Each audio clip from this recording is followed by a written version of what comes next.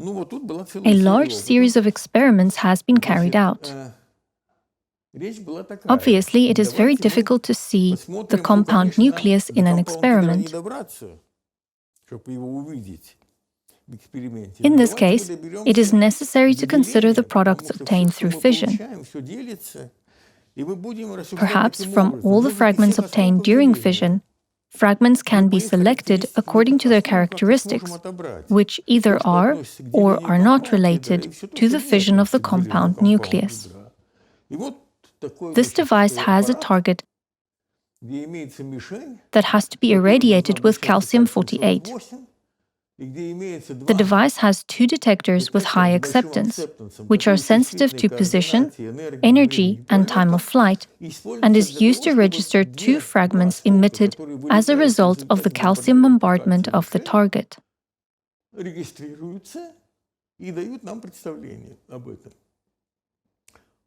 Different targets are used, such as uranium, plutonium, or curium, all of which have an excess of neutrons. And let's see whether this yields any useful results. The interoperability of such complex systems is an extremely difficult problem. This difficulty lies in the fact that we can see two fragments obtained which have absolutely nothing to do with a compound nucleus division. One such process, which was discovered in our laboratory in 1973 by Vadim Vassilievich Volkov and his colleagues, was referred to as deeply inelastic transfers. The process dictates that if there is a target and a particle, at a certain impact parameter, this particle will move towards the target. The target and the particle both have a large mass. The particle can scatter, which comes as no surprise. It will be more surprising if it does not scatter, but sticks to the target nucleus and rotates at a certain angle. Then the particle will fly off before returning to spend some time with the target nucleus. There is a possibility that it will repeat this cycle many times, each time staying longer at the nucleus before flying off and returning once more. That is, it seems to slide along the target surface, which is the nucleus. And theorists created the following models: sliding with friction, depicting the amount of friction, and the amount of sliding. But the bottom line is that the two initial nuclei lead to the formation of two new nuclei as a result of a process that is not related to the compound nucleus. When the particle rotates at a large angle, more energy is lost, and the loss of energy indicates the inelasticity of this process, as is the loss of energy everywhere. I would like to remind you that in the compound nucleus, the energy loss is 100%. All the kinetic energy goes into the excitation energy of the nucleus, and during the inelastic rotation process, most of it is lost. Now let's see what happens when lead is irradiated with calcium-48. Here is the sum of the energies of the two fragments, and here is their mass. This is the process I was talking about. On the left are particles that are located near calcium-48, and on the right are nuclei that are located near the target nucleus of lead-208. And in the middle are fragments of the fission of the compound nucleus. This shows very well whether it is a compound nucleus or not. If you add ion-bombarding protons and neutrons, such as iron-58 instead of calcium-48, you can clearly see a big difference. The number of reactions of deeply inelastic transfers has greatly increased, and the fission cross-section, which is related to the formation of a compound nucleus, has greatly decreased. What happens if you complicate the process and use krypton-86 with lead? Here, large fragment yields will be visible in the transfer reaction, and the fragments of the fission of the compound nucleus will not be visible. This graph shows how, in cold fusion, the product formation cross-section decreases. And now the target has been changed. Uranium-238 is used instead of lead-208, and the resulting graph will be very different from the previous one. Again, a deeply inelastic transfer near the particle is visible. Near the target, something very similar to the division of a compound nucleus is visible. Something else is also visible, similar to highly symmetrical division. These two egg-shaped distributions that have not been visible up until now. This is very similar to division, but it is definitely not a division of the compound nucleus. The division that can be seen in this red square is called a quasi-division. It is similar to the division, but it is not division. This is the mass distribution, which is highly symmetric. One fragment shard is close to lead, and here is an additional one that is complementary to it. And what should have looked like a compound nucleus is somewhere here. If you look closely at this area, you can find something very similar to the division of the compound nucleus. This has been enlarged to show only 5% of what is drawn above. This graph depicts how this fusion takes place with a scale of inelasticity at the top, understanding that the moment of collision is at 10 to the power of minus 22 seconds. The compound nucleus is formed at 10 to the power of minus 18 seconds. And look here. Here, the system should evolve in this manner.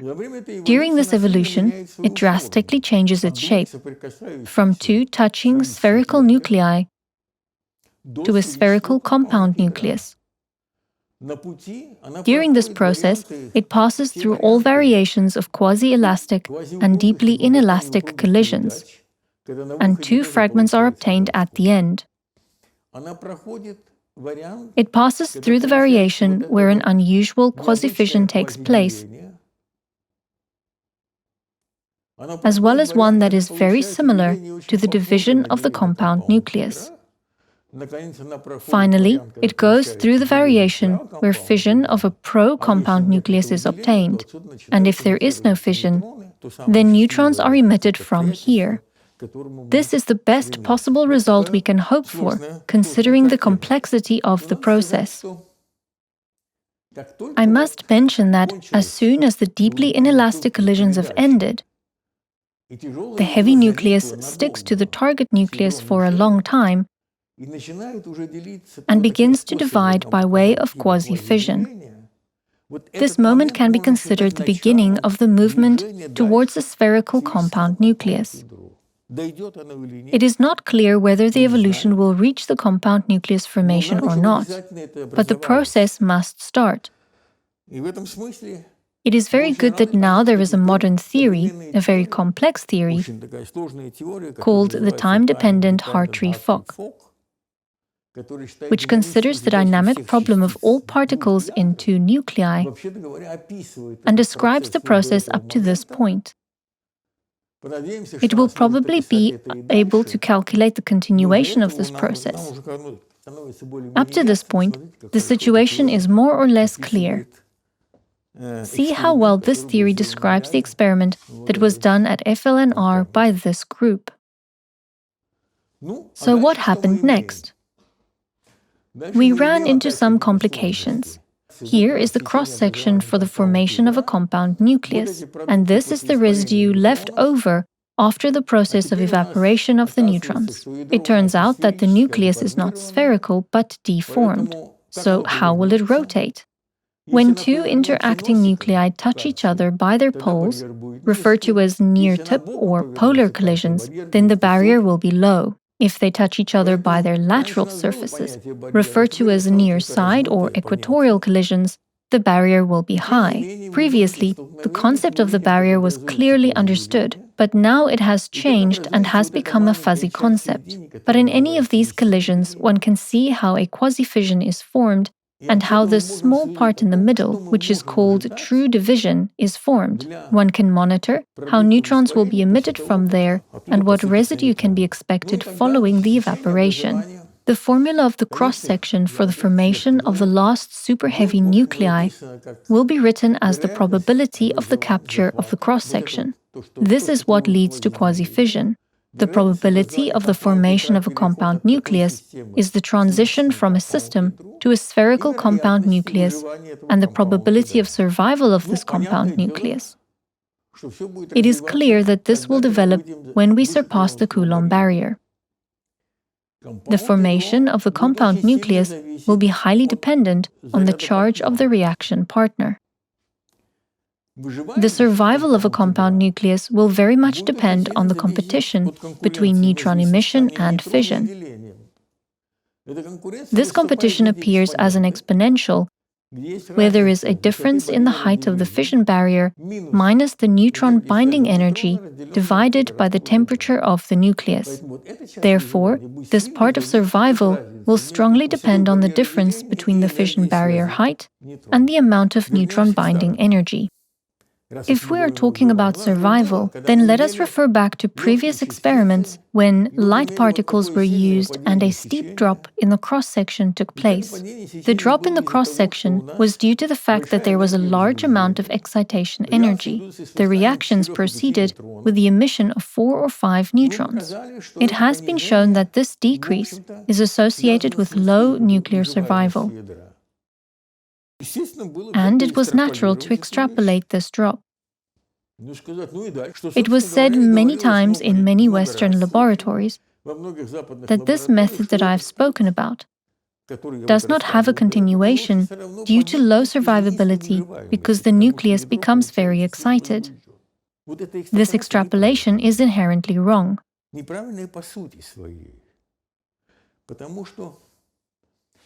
Why is the cross-section decreasing here? Because the fission barrier is decreasing. If in the future the division barrier decreases, then it will look like this, as shown here. But we are talking about the fact that we changed to neutron-rich systems, because we expect that the fission barrier will increase here. Since we are striving to reach this island of stability, the division barrier and cross-section have to increase simultaneously. And if the island is not there, it will decrease. Therefore, this kind of extrapolation is only valid under certain conditions. We want to test the concept that there are super-heavy elements. In cold fusion, the decrease in the cross-section was due to the fact that the Coulomb repulsion increases because of the large atomic number. While working with calcium-48, the Coulomb repulsion decreases. But in calcium-48, either 1 or 2 neutrons are emitted, unlike with cold fusion, where the excitation energy is only 12 to 15 mega-electron volts. If 4 neutrons are emitted, the excitation energy is 40 mega-electron volts, so the barrier will decrease. But when we reach super-heavy elements, such as 114, 115, and 116, the barrier starts to increase, and the difference between the binding energy of neutrons and the barrier will increase, meaning the cross-section should also rise. This concept must be kept in mind when it comes to the synthesis or the search for instability of this island in this sea. If you want to reach this island, then you must definitely see an increase in the cross-section due to the fact that the fission barrier has risen. This is the process. Here we have a barrier with an excitation energy of about 30 to 35 mega-electron volt. It occupies some intermediate state between hot fusion, which was mentioned at the beginning, and cold fusion, which has 10 to 15 to 20 mega-electron volt. A complicated adaptation of this is called warm fusion, and it will be used for obtaining super-heavy nuclei. Considering this map, this ship represents actinides, which was obtained in the reactor, and calcium-48 in the form of a beam. As a result, this ship turns right and approaches the island of stability. After these experiments with neutrons, light particles, and cold fusion, in which 6 elements were produced over a period of 38 years, the reactions between actinides and calcium-48 should be located in this zone. It does not lead to the peak of the island of stability, but it definitely enters the zone of large shell corrections and large structural effects in the super-heavy nucleus.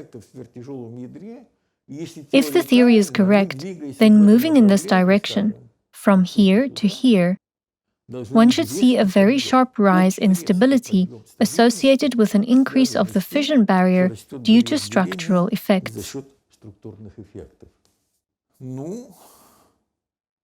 When we started doing this research,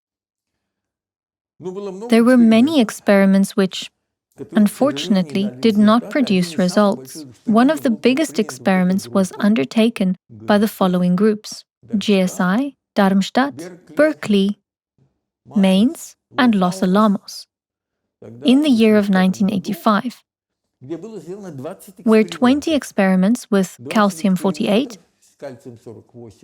and curium-248 were carried out. But in all these experiments, only the upper bounds of the cross-sections were obtained, and the lifetime which they aimed to obtain ranged from almost 1 microsecond up to 1 year. Therefore, we can draw the following conclusion.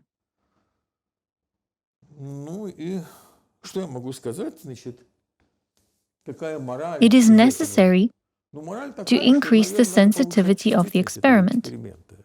There is still not much sensitivity here. As will be shown later, the sensitivity must be increased by 3 or 4 orders of magnitude before the effect associated with the formation of superheavy nucleus can be seen.